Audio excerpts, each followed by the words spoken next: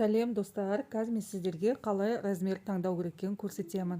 Мысалы, аяқ киімнің қазір размерін таңдаймыз. Астында енді ол жерде бізде размерный сетка бар, мінекей. Мысалы, сіз 37-ші киесіз, бірақ та сіздің аяғыңыз 240 өлшегенде. Онда сіз 37-ні ала алмайсыз, 38-ді алу керексіз.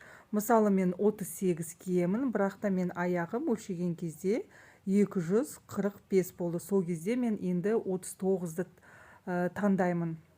Сондықтан, егер осындай размерный сетка болса, онда міндетті түрде сіз линейкамен қағазға аяғыңызды қойып, үстіне тұрып қағаздың үстіне өлшеп, сол кезде бірақ өлшем бойынша сіз өлшерден размеріңізді алу керексіз. Егер сіз 38 киіп аяғыңыз 240-250 болса, онда сіз 38 заказ берсеңіз, ол аяқ киім сізге кішкентай болып келеді.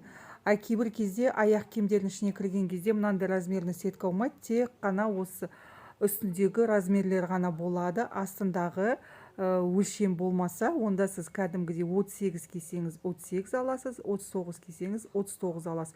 Егер де осында размерный сетка болса өлшем, ол кезде сіз аяғыңызды өлшеу керексіз міндетті түрде. Енді қазір көйлектің размерін көрсетемін. Осы көйлекті ашып, қазір размерін таңдаймыз. Мінекей біз көйлегімізге кірдік, ол жерде бір закупқа қосыламыз. Бізде осындай размерный сетка берілген. Бұл жерде размер және килограмм қасында. Мінекей 110-120 бұл килограмм. Қытайлар килограммен өлшемейді, олар футпен өлшейді. Сондықтан 110-ды және 120-ны 2-ге бөлеміз міндетті түрде. 110-ды 2-ге бөлген кезде 55, 120-ны 2-ге бөлген кезде 60. Мына жерде 130-ды 2-ге бөлген кезде 65, 140-ды 2-ге бөлген кезде 70. Егер де сіздің килограммыз 65-та 70 болса, онда сіз XL аласыз. Егер де сіздің килограммыз 55-та 60 болса, онда мына жерде LK аласыз.